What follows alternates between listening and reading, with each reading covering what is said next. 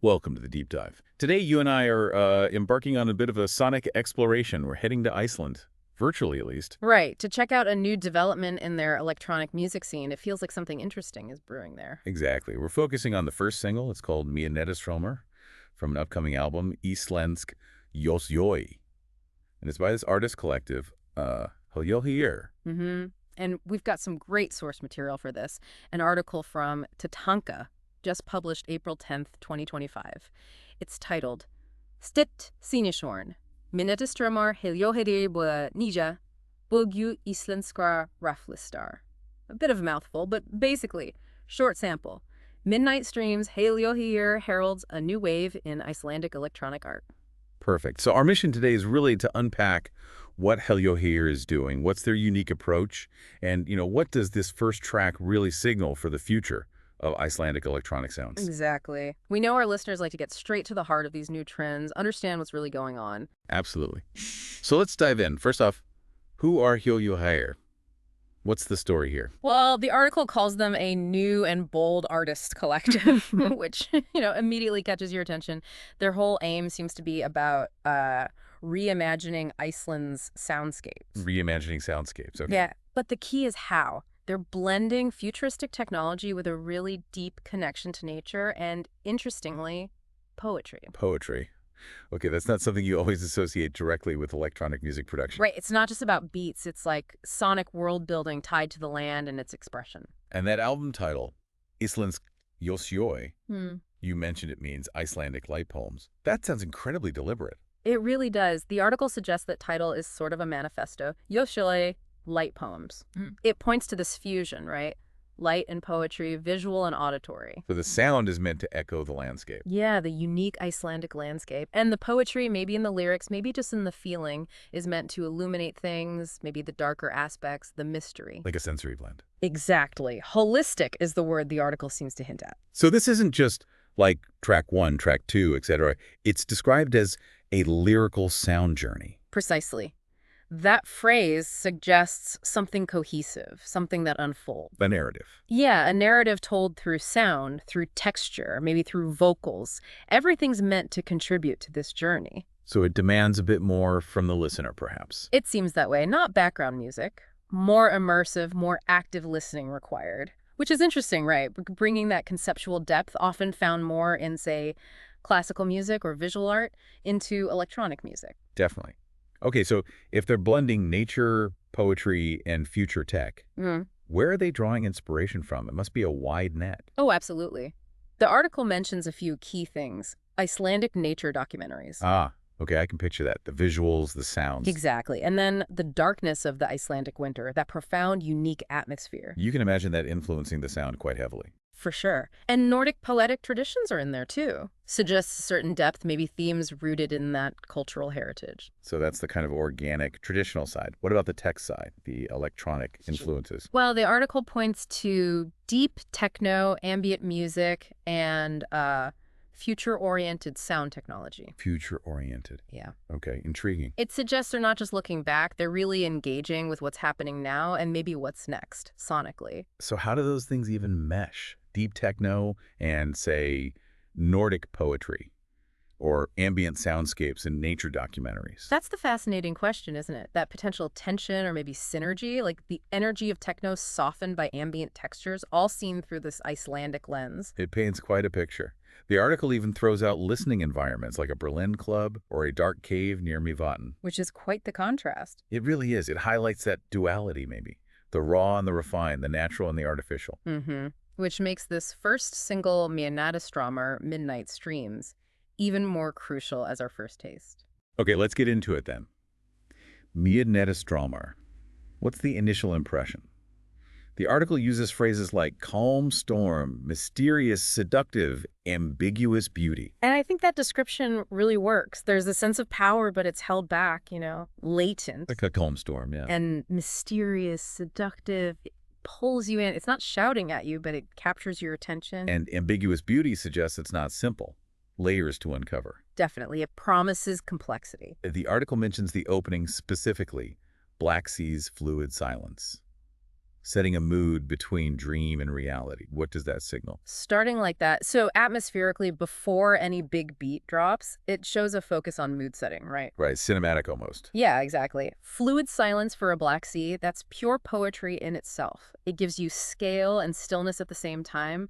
Fits that light poem idea perfectly, like scoring a mental movie. And then the sounds themselves electronic, mixed with nature recordings. How does that interplay work? Well, the article stresses something important. While both elements are there, the real power, the core, seems to lie in the poetry. The poetry again. So lyrics? Or maybe the vocal delivery? Possibly. Or even just how the sounds are shaped. It implies the poetic element is the guide, the thing weaving the electronics and the nature sounds together. It's not just effects. It serves the narrative. Interesting. It mentions comparisons to dark wave experimental IDM. Yeah. But with a twist. Voices becoming waves. Harmonies rising from noise. Yeah, that description is wild, isn't it? It suggests some serious sound manipulation. Definitely beyond standard stuff. Voices into waves suggests fluidity, blurring lines between organic and synthetic, and harmonies from deep noise swells. That points to finding beauty in unexpected textures, maybe sculpting chaos into something coherent. Pushing sound design boundaries, it sounds like. It really does. And the rhythm, the article says, irregular yet flowing, mirroring the currents. What does that add? Well, irregular rhythms can feel unpredictable, maybe a bit uneasy. But adding flowing suggests something more natural, organic, like actual ocean currents, constant but not rigid, not perfectly timed. So it avoids that mechanical, quantized feel you sometimes get in electronic music. Exactly. It aims for something more like natural world rhythms, it seems. Okay, let's talk about the chorus. 𝗧𝗔𝗧𝗔𝗡𝗞𝗔 og vit sindum saman, vid horfium I eit, which translates roughly as midnight streams, deep and wide, we swim together, we gazed as one. The article calls this not a pop formula, but a mother tongue of electroperception, a unifying chant. That's quite a claim for a chorus. It really is. Mother tongue of electroperception Right. that suggests this chorus is fundamental to their whole sonic language. Like a key. Yeah, like a key. Not just catchy, but a core expression of their vision. The DNA of their sound, blending electronics, and this Icelandic feeling. And unifying chant implies a shared experience for the listener. Right, like being immersed together in these invisible waves, the article mentions. Sound and meaning intertwined. So the chorus is like an invitation into their world, unlocking the deeper intent. Now, stepping back, what makes ◑𝗕ᗕ𝗓 distinct in the Icelandic scene? The article emphasizes Icelandic perception. And the crucial thing there is that they mean something deeper than just, sticking a picture of a geyser on the cover. Right, not just surface level stuff. No.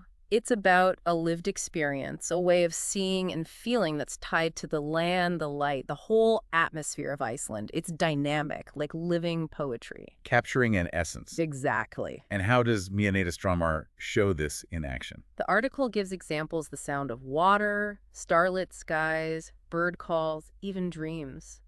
They're not just samples dropped in. They're part of the melody, part of the structure. Seems so. Yeah. Woven into the fabric. An integral part of the musical language, working with the electronics, not just alongside them.